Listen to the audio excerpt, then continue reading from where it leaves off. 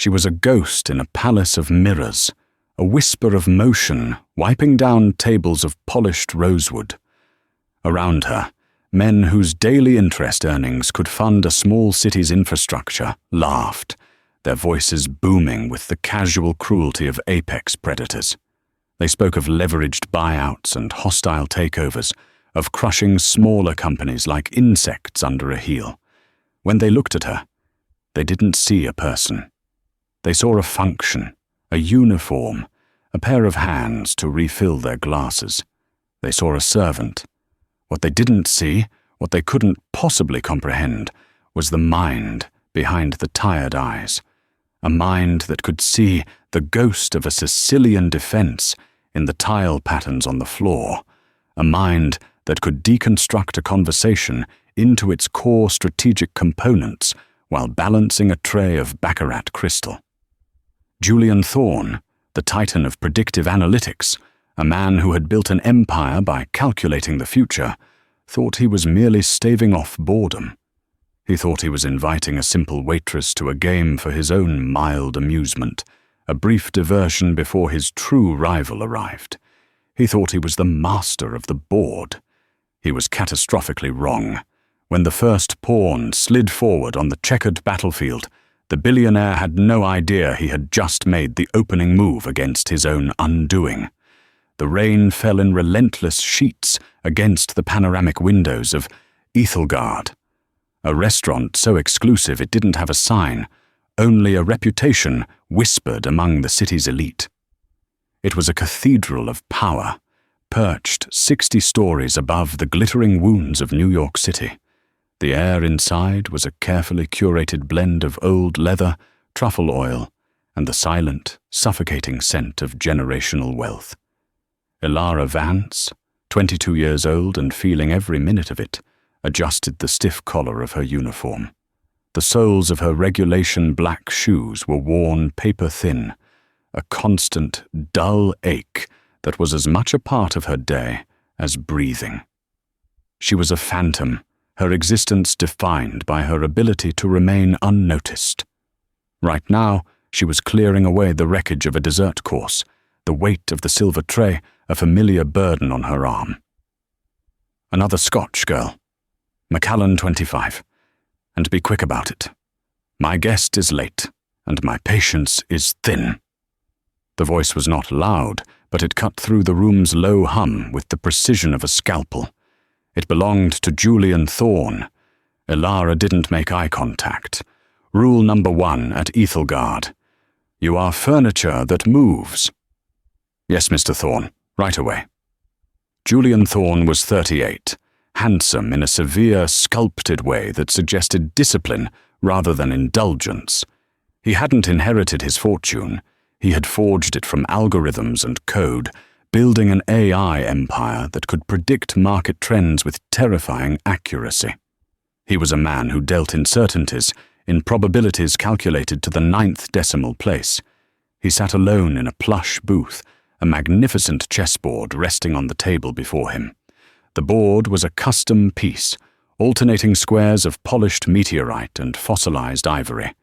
The pieces were hand-carved obsidian and marble, weighted and cool to the touch. He was playing against himself, replaying a famous match from the 1972 World Championship. It was a way to keep his mind sharp, a mental whetstone. But tonight, his focus was fractured. His business rival, the odious Marcus Sterling, was late for their annual friendly dinner, a ritual of veiled threats and power plays. The empty chair opposite him was an insult. Elara returned with the scotch, placing the heavy crystal tumbler on a leather coaster with practiced silence. Her movements were fluid, economical, designed for efficiency and invisibility. But as she turned to leave, her gaze snagged on the board. She stopped for a beat too long, a fatal hesitation. White to move. The position was a complex middle game, a tangled knot of threats and possibilities. Thorne, playing as Fisher, was in a strong position, but Elara saw something else. Not the obvious move, the one recorded in history books. She saw a quieter, more subtle path, a positional sacrifice that looked like a mistake, but would, in 12 moves, create an unstoppable passed pawn. It was a line so deep, so counterintuitive, that most grandmasters would miss it. "Is there something you'd like to share with the class?" Julian's voice was laced with icy amusement. He hadn't looked up, his fingers idly stroking a black rook. Elara froze, her blood turning to ice water. "No, sir. Forgive me. I was just admiring the set. It's extraordinary." Julian finally lifted his head. His eyes were the color of a winter's sky, clear, cold, and intensely analytical. They scanned her, not as a man looks at a woman, but as a scientist looks at a specimen. He saw the worn-out shoes, the cheap watch, the faint shadow of exhaustion under her eyes. A flicker of a smile touched his lips, a smile that held no warmth. "It's worth more than this restaurant's annual profit," he said, his tone dismissive. He gestured with his chin toward the empty chair. "My opponent seems to have forgotten our engagement. I detest waiting. It's an inefficient use of time." He paused, a new, predatory glint in his eye. "You, waitress, do you know how the pieces move?" Elara felt a jolt, a strange mix of terror and a long dormant thrill. She clutched the empty tray to her chest like a shield. I know the basics, sir." "Sit," Julian commanded. It was not a request. "I can't, sir. My manager, Mr. Dubois, he would have my job if I am currently in the process of acquiring the holding company that owns this building," Julian cut in, his voice flat and bored. "If Mr. Dubois has an issue, I will buy this restaurant, fire him, and turn it into a server farm. Now sit down.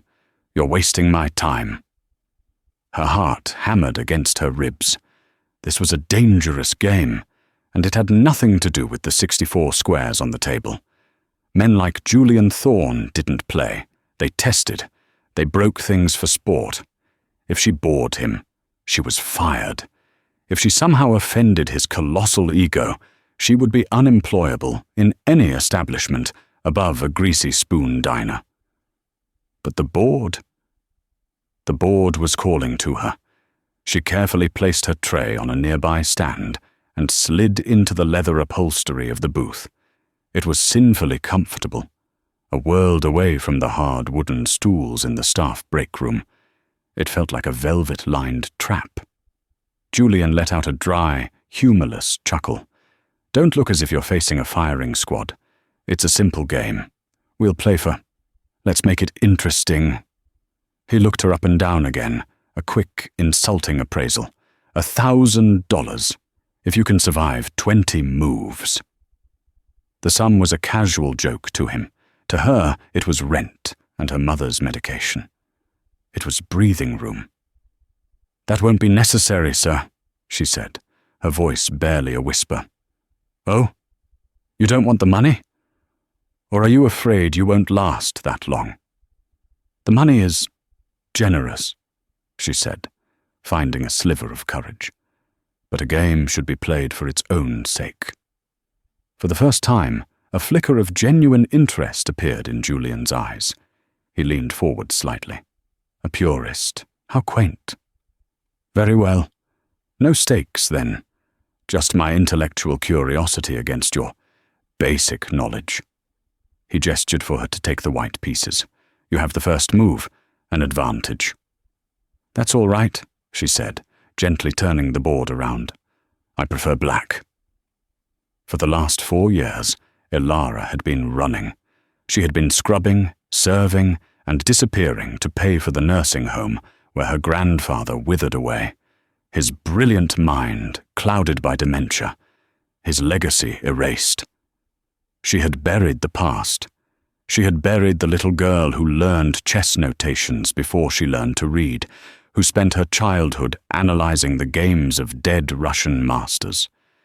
She had buried the granddaughter of Arthur Vance, the Wizard of Washington Square, a man who was once the most creative chess player in America, until he was publicly humiliated and financially ruined by a ruthless tycoon named Marcus Sterling.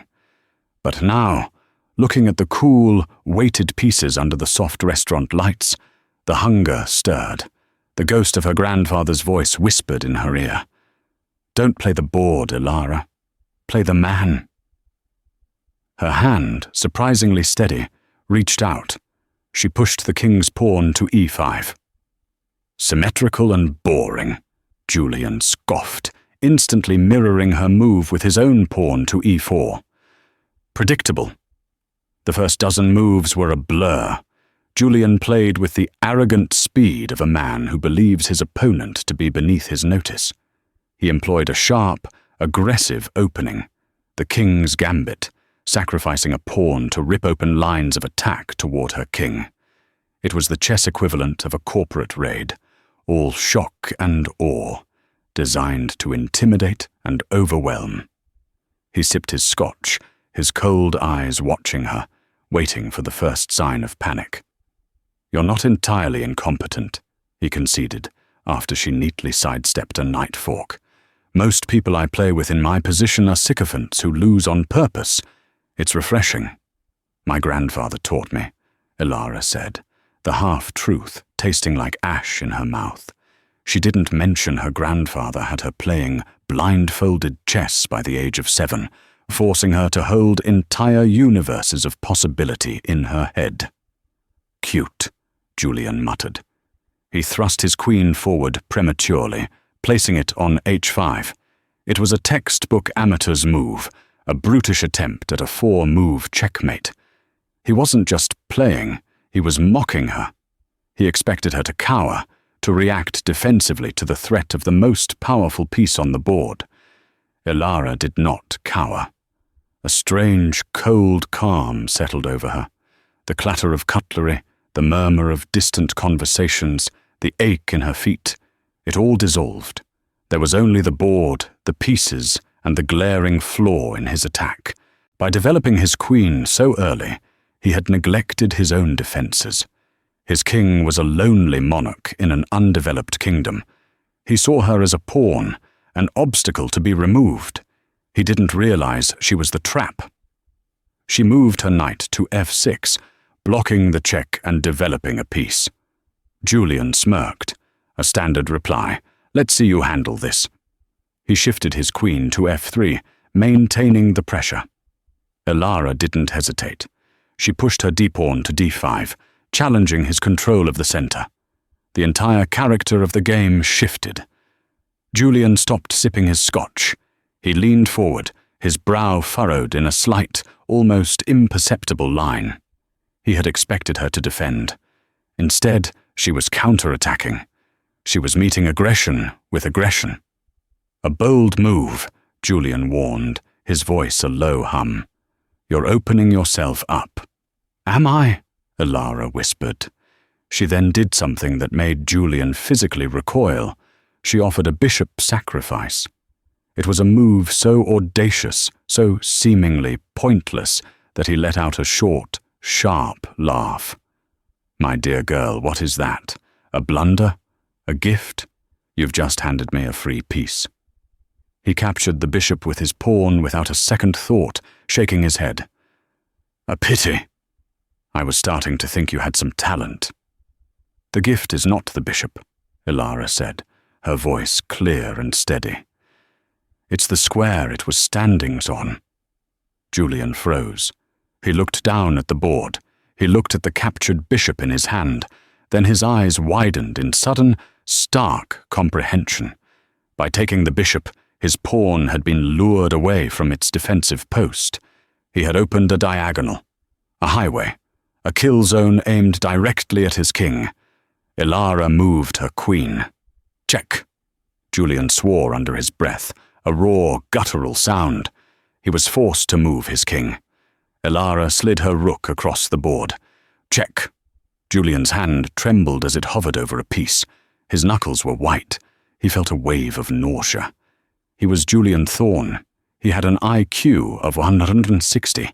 He paid analysts to run chess engines on supercomputers to find novelties for him.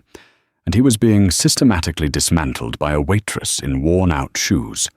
He moved his king to its last possible escape square. Ilara reached out. She didn't slam the piece down with triumph.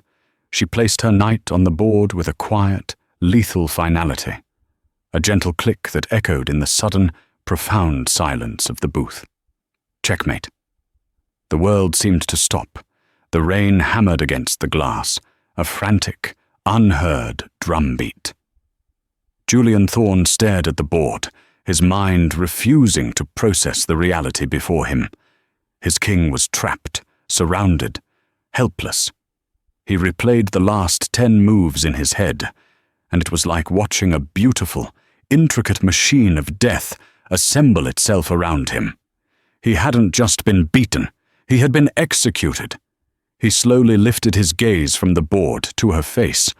The shock on his features curdled into a dark, flushing anger. "Who in the hell are you?" he demanded, his voice a low, dangerous growl. "I'm your waitress, sir," Ilara said, her voice shaking now that the adrenaline was fading. She began to slide out of the booth. "And I believe table 7 needs more bread." She had to get away. She had poked the dragon, and she needed to disappear before it incinerated her. "Stop." The word was a gunshot. Ilara froze, one foot on the plush carpet. Julian stood up so abruptly that his chair scraped back, the sound unnaturally loud. He rounded the table, his tall frame looming over her. He smelled of expensive scotch and pure, undiluted fury. "Nobody beats me," he hissed, his voice trembling with rage. "Especially not with a quiet move combination like that. That was a variation of the Lasker Bauer game, 1889. But the setup? That was new. That was not in any database. Where did you learn that?" Ilara kept her eyes down. "I read, sir. In my spare time." He grabbed her wrist. His grip wasn't brutal, but it was like being caught in a steel trap. Unyielding. "Don't you dare lie to me. You didn't learn that from a book. You played me. From the moment you turned the board around, you were playing me." "I didn't hustle you," Ilara said, finding a spark of defiance and yanking her arm free. Her eyes met his, and for the first time, he saw not a servant, but a queen. "You underestimated me. You mocked me, and you lost. Now, if you'll excuse me, I have a job to do." Julian stared at her, his chest rising and falling rapidly. The anger in his eyes began to morph into something else, something far more dangerous. It was the obsessive curiosity of a scientist who has just discovered an impossible life form. He reached into the inner pocket of his tailored jacket and produced a slim, titanium money clip. He peeled off not one, but 20 $100 bills and slapped them onto the table beside the board. "Again," he commanded. "Double or nothing." "I have to work," Ilara said, backing away. "I'll buy out your shift," he snapped. "I'll buy this entire restaurant for the night. I don't care. Sit down." "No," Ilara said. Julian blinked. The word seemed alien to him, a sound from a language he didn't understand. "No," she repeated, her voice clearer now, stronger. "The game is over. I won." She turned and walked away, not daring to look back. She left him standing there, alone in the opulent dining room, the pile of cash untouched, his marble king lying defeated on a field of meteorite. But Julian Thorne was not a man who accepted defeat. As he watched her disappear toward the kitchen, a silhouette of quiet dignity, he pulled out his phone. He didn't dial a number. He tapped an encrypted app. "It's Thorne," he said into the phone, his eyes locked on the swinging kitchen door. "I need a full workup. Name, Ilara Vance. She's a waitress here. Ethelgard. I want everything. I want to know where she was born, what she ate for breakfast, and who the hell taught her how to build a mating net in 15 moves." 2 days later, Ilara was summoned to Mr. Dubois' office. The manager, a man who normally oozed false continental charm, couldn't meet her eye. He stammered about budget cuts and a sudden need to restructure the evening staff. He handed her a thin envelope with her final pay and severance, a week's wages. It was a pittance. It was an execution. This was Thorne's doing, a petty, vindictive act of a bruised ego. She walked out into the harsh glare of a New York afternoon, the envelope a lead weight in her pocket. Panic, cold and sharp, began to prick at the edges of her composure. Her grandfather's nursing home bill was due. Rent was a ticking time bomb. As she stood on the corner, the city's cacophony pressing in on her, a long, impossibly black sedan whispered to a stop at the curb beside her. The tinted rear window glided down. "Get in," Julian Thorne said. He wore dark sunglasses, looking less like a businessman and more like a high-level government agent. Ilara glared at him. "Go away. Haven't you done enough?" "I rectified a market inefficiency," Julian corrected, his tone devoid of emotion. "Your talents were being wasted. Get in the car, Ilara. We have business to discuss." The sheer, unmitigated arrogance of the man was breathtaking. She wanted to scream, to throw her worn-out handbag at his perfect, impassive face. But the thought of the eviction notice, of the call from the nursing home's billing department, it was a cold hand squeezing her heart. With a feeling of profound self-loathing, she opened the heavy car door and slid onto the buttery leather seat. The interior of the car was silent, insulated from the city's chaos. It smelled of leather and ozone. Julian tapped a button on his console, and a glass partition slid up, sealing them in. "You're a monster," Ilara said, her voice flat. "I'm an opportunist," he replied, turning to face her. He handed her a thick, leather-bound portfolio. "And I'm offering you a job." She opened it. Inside wasn't a simple contract. It was a dossier, a detailed analysis of a man. The man was Marcus Sterling. "I don't understand." "Marcus Sterling," Julian began, taking off his sunglasses. His eyes were intense, focused. "He's not just a real estate magnate. He's my primary competitor in the AI space. He's been trying to poach my lead developers for years. Last year, he sabotaged a multi-billion-dollar deal I had in Tokyo. He is a thorn in my side. He is also, as I'm sure you know, an arrogant, pompous chess fanatic." Ilara's breath caught in her throat. "Every year," Julian continued, "Sterling hosts the Sterling Invitational, a high-stakes, invitation-only chess tournament at his exclusive club, the Gilded Cage. The buy-in is $1 million. The winner gets the pot and, more importantly, a seat on the board of a tech consortium that Sterling controls.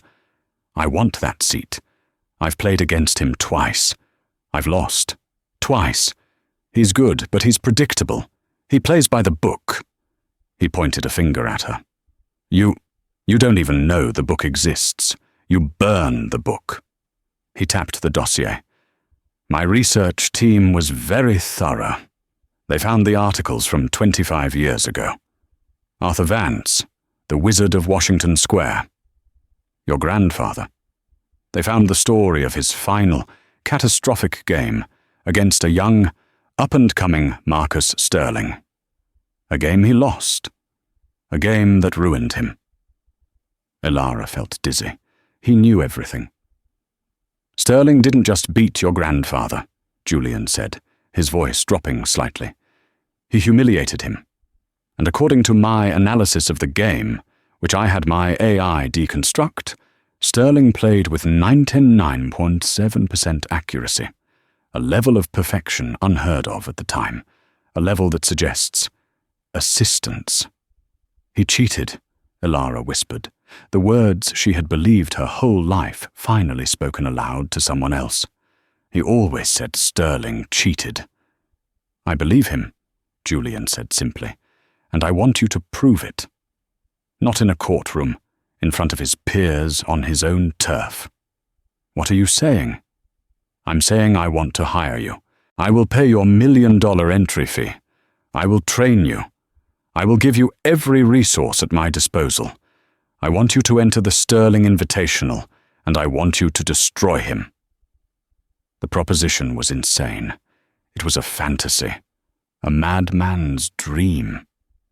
"And if I refuse?" Julian's face hardened. "Then you can try to find another waitressing job, but you'll find that Marcus Sterling has a great many friends in the hospitality industry, as do I.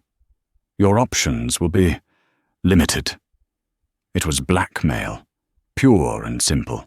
He was a monster, but he was offering her the one thing she craved more than safety, more than money: revenge. "What's in it for you?" she asked, her mind racing. "I get to watch the look on Sterling's face when he's checkmated by his old victim's granddaughter. That, to me, is worth more than the prize money. Of course," he added with a thin smile, "I'll take the prize money and the board seat as well.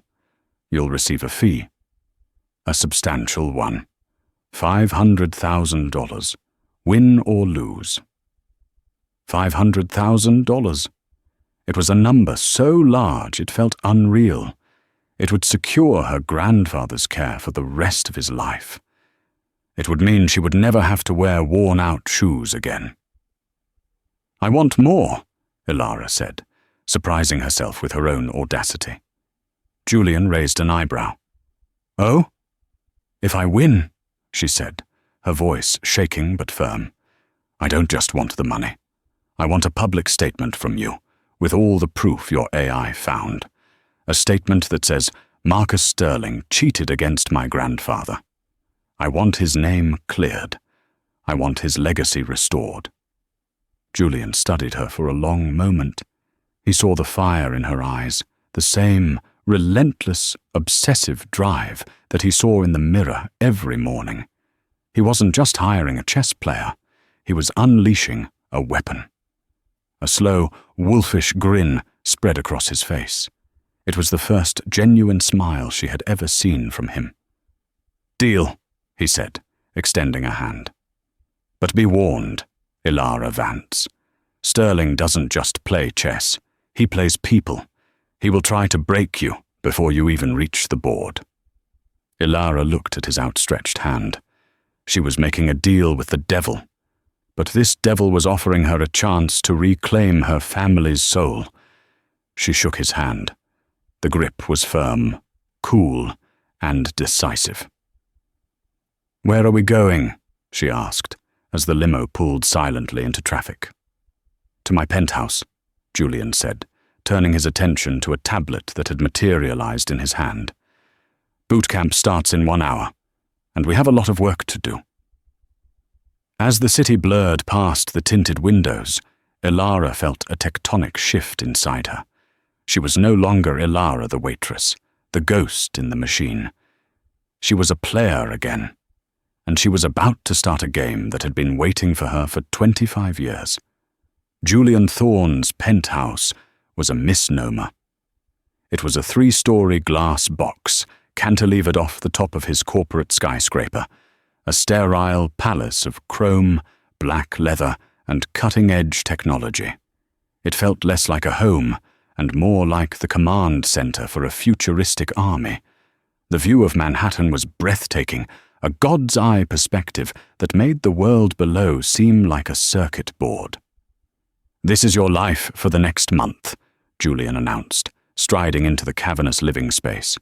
"Eat, sleep, breathe chess." He wasn't exaggerating. The boot camp was a brutal, all-consuming regimen. A nutritionist designed meals to optimize cognitive function. A personal trainer forced her through grueling workouts to build physical stamina, explaining that championship chess was an endurance sport. A team of analysts, the same people who designed Julian's market-predicting AI, were tasked with deconstructing every recorded game Marcus Sterling had ever played. The centerpiece of it all was a room Julian called the Crucible. It contained a single, state-of-the-art holographic chessboard.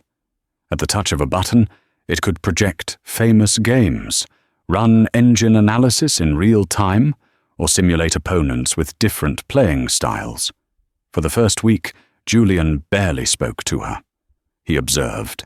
He left her with his team, watching her progress on monitors from his office. He saw her absorb information at a terrifying rate. He saw her eidetic memory in action as she flawlessly recalled entire game notations after seeing them once. He saw the raw, untutored genius, but he also saw the flaws. "You're too emotional," he said, finally entering the crucible on the 7th day. He had a tablet in his hand, displaying her biometric data from their last simulation. "Your heart rate spikes when you're under pressure. Your play becomes erratic, too aggressive. Sterling will sense that. He'll feed on it." "It's hard to be a machine when you're playing for your family's honor," she retorted, wiping sweat from her brow. "Then you will lose," he said flatly. "Honor is an abstract concept. Victory is a tangible result. I am paying for the result." His cynicism was a physical force, a wall of ice. He began to drill her personally, relentlessly. He wasn't just a strong player, he was a ruthless one. He found her weaknesses and exploited them without mercy. He forced her to play from losing positions for hours on end, teaching her the grim art of defense. "You think the attack is glorious," he lectured, dismantling her position for the 5th time that day. "But championships are won by resilience, by holding on when everything is collapsing, by finding the one single move that doesn't lose on the spot." Their sessions were battles of will. They argued. She would accuse him of being a soulless automaton. He would accuse her of being a sentimental fool. But beneath the friction, a strange, grudging respect began to form. She saw the sheer power of his intellect, his ability to strip a problem down to its essential components. He, in turn, began to see past the waitress uniform to the brilliant, wounded mind beneath. He saw a fighter. One evening, exhausted after a 12-hour session, she was in the penthouse's library, looking through a first edition of Aaron Nimzowicz's My System. Julian walked in, having shed his suit jacket and tie. He looked almost human. "You're studying theory," he observed, pouring 2 glasses of water. He handed one to her. "I'm looking for holes in it," she replied. "My grandfather always said, theory is the collective wisdom of the past. A genius is the one who proves the past was wrong." Julian sat in the leather armchair opposite her. "He sounds like he was a remarkable man." "He was," she said, her voice soft. "He wasn't just a chess player. He was an artist. He saw beauty on the board. When Sterling beat him, it wasn't just the loss. It was the way he did it. Sterling played a brutish, ugly, mechanical game, and he won. It broke my grandfather's heart. He felt like the world had chosen ugliness over beauty." "The world doesn't choose," Julian said quietly. "It simply rewards what is most effective. Sterling is effective." "So are you," she shot back. "Is that all that matters to you? The result?" He looked away, his gaze drifting to the city lights beyond the glass. "When I was 24, I built a piece of software. A new kind of encryption. It was elegant, beautiful code, a work of art. I pitched it to a dozen venture capital firms. They all passed. It was too complex, too niche. 6 months later, a competitor, a subsidiary of Sterling's, released a clunky, inefficient, but brilliantly marketed version of the same idea. They made billions. I made nothing. That day, I learned that beauty doesn't pay the bills. Superior force does. I never made that mistake again." It was the first piece of himself he had ever offered her, a crack in the marble facade. She saw in him a reflection of her grandfather's pain, the artist crushed by the brute. "So this isn't just about a board seat for you," she said. No, he admitted, meeting her eyes. It's not. The night before the tournament, the atmosphere in the penthouse was thick with tension.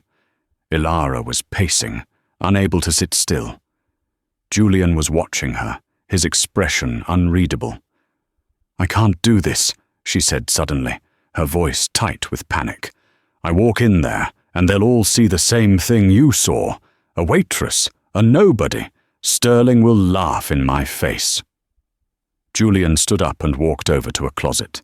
He opened it. Inside was a single garment bag. You will not be wearing your uniform tomorrow, he said. He unzipped the bag.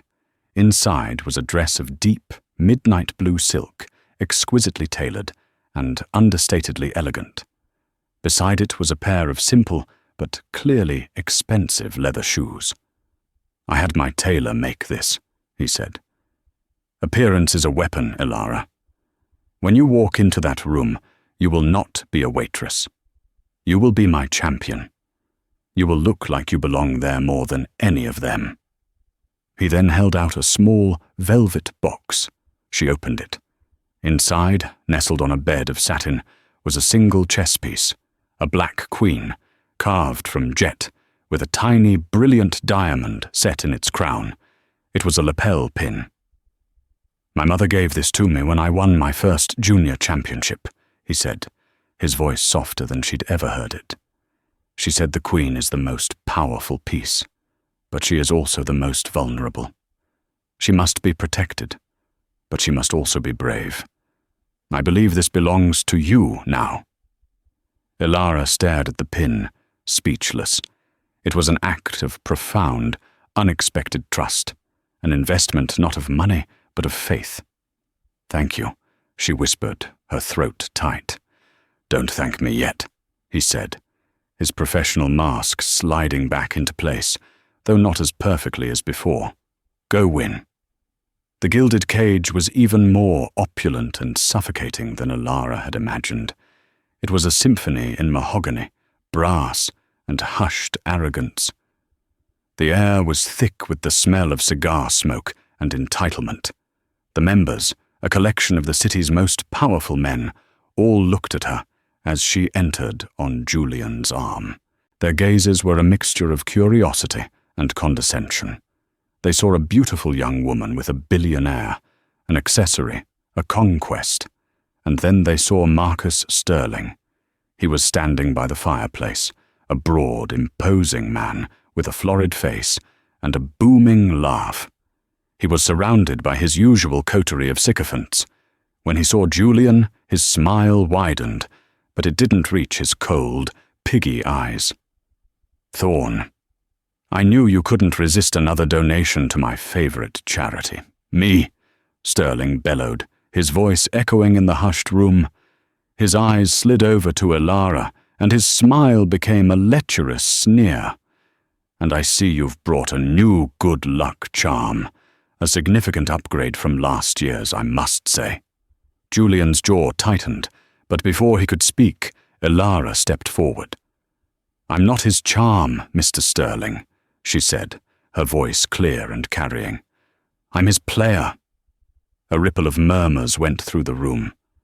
Sterling's jovial facade dropped for an instant, replaced by genuine surprise, which quickly morphed into derisive amusement. His player? Don't be absurd. The buy-in for this tournament could pay your family's mortgage for a century. This is a game for titans, little girl, not the hired help. Then I suppose a titan like you won't be afraid to be beaten by the hired help, she replied coolly. She touched the Jet Queen pinned to her dress. Sterling threw his head back and laughed, a loud, unpleasant sound. Oh, she has spirit. I love it. This will be even more amusing than I thought.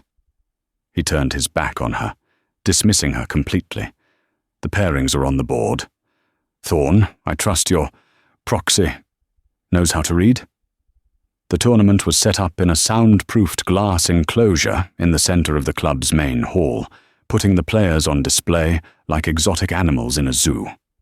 Elara was paired against a hedge fund manager in the first round, a man who played a decent game, but whose nerves shattered under her calm, relentless pressure. She dispatched him in under an hour. Her final opponent was, inevitably, Marcus Sterling. As she took her seat opposite him in the glass cage, the silence was absolute. The crowd of millionaires and billionaires watched from the dim light of the hall, their faces pale ovals in the darkness. Julian stood at the very front, his arms crossed, his face an impassive mask. Sterling leaned across the table before the arbiter had even started the clock. "You know," he whispered, his voice oozing with false sympathy, "I remember your grandfather, Arthur, a talented man, a real artist, but he had no killer instinct, no stomach for the fight. He broke. I wonder if it runs in the family." Elara's blood ran cold. This was the attack Julian had warned her about, the psychological warfare. She took a deep breath, picturing her grandfather's kind, sad eyes. She was not him. She would not break. The arbiter started the clock. The clock began to tick, each second a drop of water in an ocean of silence. Sterling, playing white, opened with his d-pawn. The move was standard, solid, a declaration of intent to control the center of the world. He followed it with his c-pawn, erecting the second pillar of the Queen's gambit. Then his knight vaulted to c3. A tremor, violent and electric, shot through Elara's spine. It was not a physical shock, but a psychic one, a jolt of memory so profound it blurred the air around her. This was not just the Queen's gambit, it was the Vance system. The idiosyncratic, hyper-modern interpretation her grandfather had spent a lifetime perfecting. The subtle move order, the specific pawn structure he favored. It was all there, being laid out on the board by his destroyer. It was like watching a murderer wear his victim's favorite coat, whistling his victim's favorite tune.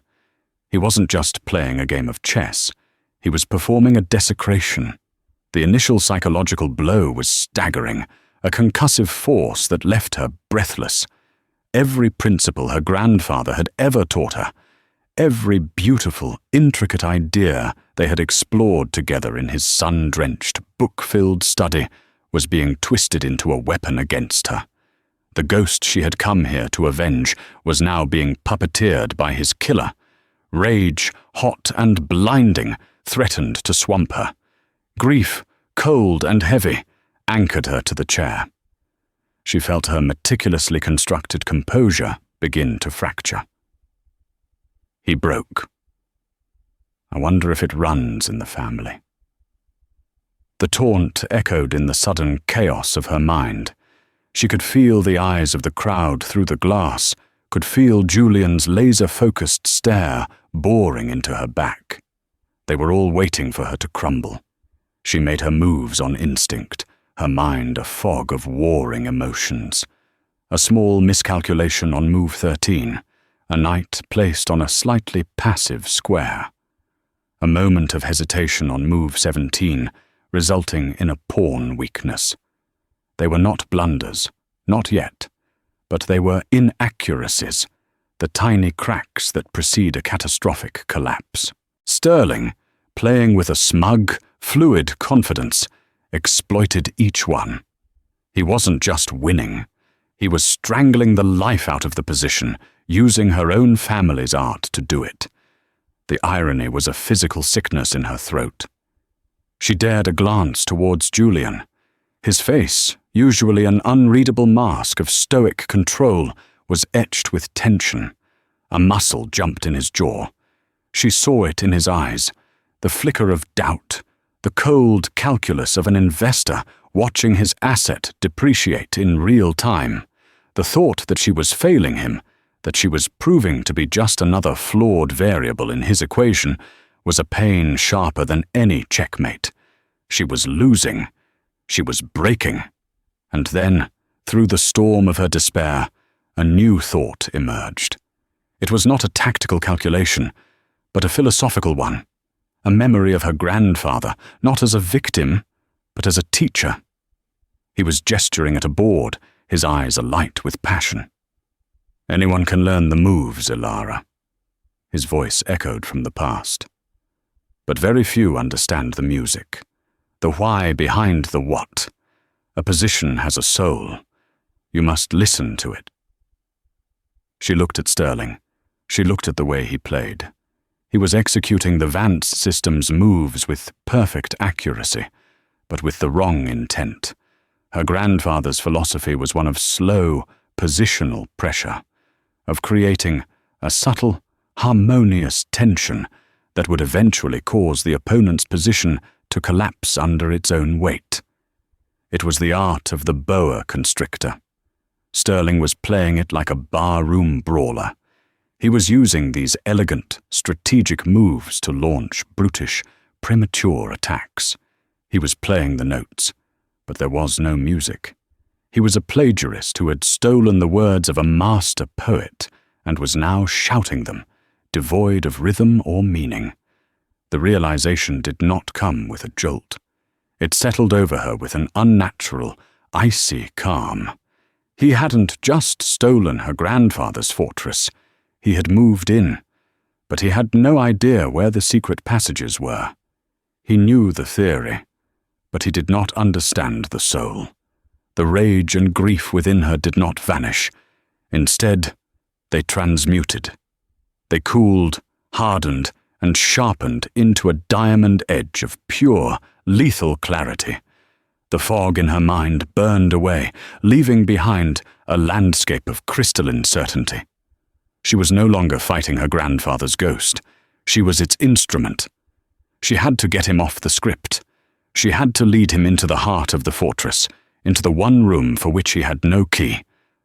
Her next move was so quiet, so profoundly strange, that it seemed to suck the air from the glass enclosure. It was not a blunder. It was not a sacrifice. It was a simple pawn push, moving a pawn from a defended square to a seemingly undefended one. The move did nothing. It attacked nothing. It defended nothing. It appeared to be a complete waste of a turn, a sign of a player cracking under pressure. A low murmur rippled through the audience. Sterling himself blinked, his smug expression faltering into one of confusion, then contemptuous pity. He saw a mistake. He saw a novice losing her nerve. He didn't see the truth. The pawn move was a single note of dissonance, a subtle change in the harmony of the position that only the true composer would understand. It was a question, and Sterling had no idea how to answer it. He spent 5 minutes staring at the board, the first sign of hesitation he had shown all night. He was off his memorized lines. He fell back on his nature, aggression. He launched a knight into her territory, a flashy, intimidating move that threatened to win material. It was the move of a bully, not a master. And it was exactly what she had been waiting for. Her response was instantaneous, a bishop sacrifice. The move was so audacious, so stunningly beautiful in its logic, that Julian physically took a step forward, his hands gripping the velvet rope that separated the spectators from the arena. Sterling's face went pale. He saw the immediate consequence. Taking the bishop would allow her rook to infiltrate his position with devastating effect. He was forced to decline, to retreat his knight in shame. The entire dynamic of the game had been reversed. He was no longer the aggressor. He was reacting. He was afraid. Now she began to play. It was no longer chess. It was an execution. Each move she made was not an attack, but a truth. She did not aim for his king directly. She methodically, ruthlessly, took away its space. She restricted his pieces, turning his powerful knights and rooks into helpless, caged spectators. The board, which had once been a battlefield, was now a shrinking prison, and Sterling was its only inmate. He was sweating profusely now, his expensive suit suddenly looking cheap and ill-fitting. His face was a blotchy mask of crimson and white. He was staring at the board, but he was no longer seeing moves. He was seeing the ghost of Arthur Vance, and it was smiling at him from across the 64 squares. The final sequence was a masterpiece of quiet horror. She offered him her queen. It was a move of such supreme confidence, such utter contempt, that Sterling visibly flinched. He knew it was a trap, but the lure of capturing the most powerful piece on the board, the chance to stave off the inevitable, was too much for his shattered ego to resist. His hand trembled as he reached out and took it. The moment his fingers released the piece, he knew he was damned. Ilara picked up her knight. She placed it on F2. "Check," she said. Her voice was not triumphant. It was a simple statement of fact, as calm and final as a doctor announcing a time of death. His king was forced to H1, its last refuge. She slid her rook to H3. The move did not give check. It did nothing but stare at his king, a silent executioner. Then she picked up the pawn, the same humble pawn from her strange, quiet move 20 minutes earlier, the pawn that had started it all. It had crept across the board, unnoticed amidst the chaos of sacrifices and grand maneuvers. She placed it on G3. The move was the final turn of the key in the lock. It took away the king's last flight square. It did not capture. It did not threaten. It simply was. Sterling stared at the board, his chest heaving, a strangled noise caught in his throat. He was not in checkmate, but he was in a state of zugzwang. It was his turn to move, and any legal move he made would lead to immediate, unavoidable mate. He could move his rook, and her knight would deliver the final blow. He could move his pawn, and her rook would slide home. He was a dead man forced to sign his own death warrant. It was the most humiliating defeat a chess master can suffer. He hadn't been outfought. He had been outthought on a level he couldn't even comprehend. He had been intellectually annihilated. "It's over, Marcus," Ilara said, her voice echoing in the profound silence. She met his eyes across the board, and he saw no hatred in them. He saw only a vast, empty pity. "My grandfather believed chess was an art. You tried to turn his art into a bludgeon, but you see, the soul of his system was never about the attack.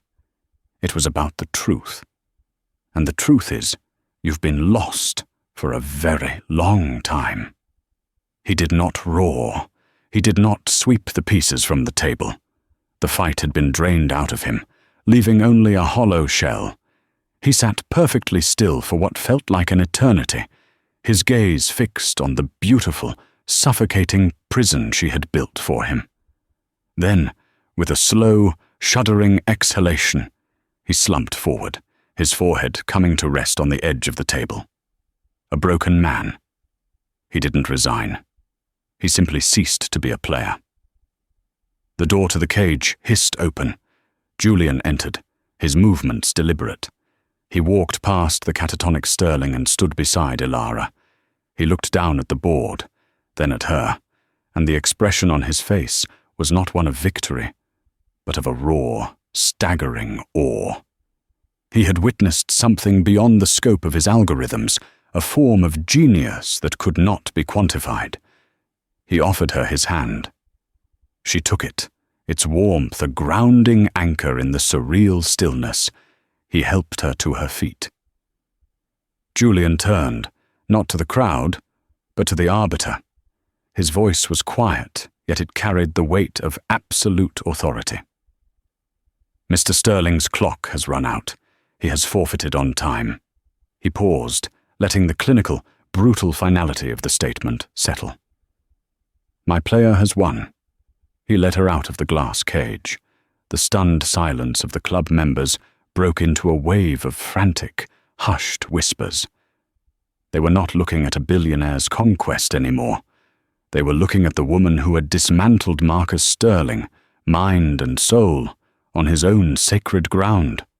As they walked through the parted sea of tuxedos, Elara felt the weight of 25 years not lifting, but settling into its proper place. It was no longer a burden to be carried, but a foundation upon which she now stood. The ride back in the silent, cavernous limousine was a slow return to earth. The glittering lights of Manhattan smeared past the tinted windows, a galaxy of distant, indifferent stars. Neither of them spoke for a long time. Elara leaned her head against the cool glass, the adrenaline draining away, leaving a profound, aching exhaustion in its wake. She had won. She had done it. And now, in the quiet aftermath, she felt strangely hollow. My analytics team projected a 60 to 88% chance you would win, Julian finally said, his voice a low murmur in the darkness. They did not, however, project that you would do it by reinventing positional chess theory in the final hour. They weren't my grandfather's moves, she whispered, more to herself than to him. Not exactly. They were a conversation with him. I was finishing a sentence he started a long time ago. Julian was quiet for another moment. The AI analysis of the 1998 game is complete, he said. It confirms with 99.9% statistical certainty that Sterling received assistance. A report is ready to be released to every major news outlet at my command. Elara turned from the window to look at him. His face was cast in the shifting shadows of the streetlights. Don't, she said. He raised an eyebrow. It would be the final nail in his coffin. It would ruin him utterly. He's already ruined, she replied. What happened in there tonight? That was worse for him than any public scandal. Everyone in that room saw him for what he is, a fraud. Releasing the report now feels redundant. It makes it about data. This was about a name, about art. She took a breath. Let his legacy be that he was beaten by Arthur Vance's granddaughter. Nothing more. Julian studied her, his analytical gaze softening into something unreadable. You are not the weapon I thought I was hiring, he said. I was never for hire, she corrected gently. He nodded slowly. A concession. No, he agreed. You were not. The next afternoon, they were not in a sterile penthouse, but in a quiet, antiseptic-smelling room in Queens. Arthur Vance lay in his bed, a pale, frail shadow of the vibrant man from Elara's memories. His eyes were open but unfocused, lost in the fog of a world she could not enter. Elara didn't speak. Instead, she opened a worn wooden travel chess set and placed it on the bedside table. Carefully, gently, she recreated the final position from the game against Sterling. Her pawn on G3, his king trapped on H1, the beautiful, suffocating net. She took her grandfather's hand, his skin as thin and dry as old parchment, and placed his fingers on his own king. It's your move, Grandpa, she whispered, her throat tight. White to move. For a long moment, nothing happened. Then, a flicker. His cloudy eyes drifted down to the board. His fingers, guided by a ghost of muscle memory, tightened on the marble king. A faint light of recognition, of ancient understanding, sparked in the depths of his gaze. He wasn't seeing her. He was seeing the board. He was seeing the truth of the position. His lips parted, and a dry, raspy whisper emerged. Zug! Zwang! He breathed. A ghost of a smile touched his lips. The quiet move, always the quiet move. The light faded from his eyes as quickly as it had appeared, the fog rolling back in. But it was enough. Tears streamed down Elara's face, not of sorrow but of gratitude. He had heard her. Across the abyss of his illness, he had understood her conversation. She had brought him peace.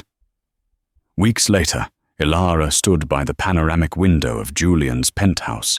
The space no longer felt like a command center. It felt like a waiting room, a transfer of a sum of money so large it seemed fictional had appeared in her account. The charter for the Vance Foundation for the Strategic Arts, fully funded and endowed by Thorn Industries, lay on the polished granite table. He had kept every part of his bargain, and more. He entered the room, having shed the corporate armor of his suit jacket. "Everything is in order?" he asked. "It's more than I ever expected," she said, turning to face him. "Thank you, Julian." "The result exceeded projections," he stated, the old habit of his language dying hard. He walked not to his desk, but to the holographic table in the center of the room. With a gesture, a chessboard shimmered into existence, the pieces glowing with a soft, internal light. "Sterling's board seat is mine," he said. "His company is in freefall. I have won my war." He looked at her, his expression stripped of its usual cynicism. "And I find the victory entirely hollow." "And your revenge?" she asked quietly. "Does it feel the same?" Ilara considered the question. The burning need for vengeance that had driven her for so long was gone. In its place was a quiet calm, a sense of rightness. "No," she said. "It doesn't feel like a victory. It feels like a balance has been restored." "A variable my algorithms will never comprehend," he murmured. He gestured to the glowing board between them. "I have a proposition." "I'm not for hire," she said, a small smile touching her lips. "This is not a contract," he replied. "It is a request. I spent years believing that beauty was a flaw, an inefficiency in a system that only rewards victory. You proved that beauty can be the most effective weapon of all." He looked from the board to her, his gaze direct and vulnerable for the first time. "I would like to understand it. I would like you to teach me." It was not a challenge. It was an admission. The brilliant, ruthless man who deconstructed the world into data points was asking to learn a new language, one he had forgotten he ever knew. Ilara walked to the table. She was no longer a ghost, no longer an avenger. She was herself, free of the past and standing at the precipice of a future she could finally write on her own terms. She reached out, and her fingers brushed against the light of a holographic white pawn. "It's your move, Julian," she said. He reached for a black pawn, his fingers hesitating for a fraction of a second over the piece. He looked at her, a slow, genuine smile spreading across his face, a smile not of a predator, but of a student before a master. "Begin," he said. As the sun set over the city, casting long shadows that climbed the walls of the glass palace in the sky, a new game began. It was not a war, not a test, not an execution. It was a conversation, whispered in the silent language of kings and queens, rooks and pawns. And for the first time in a very long time, for both of them, it promised to be beautiful.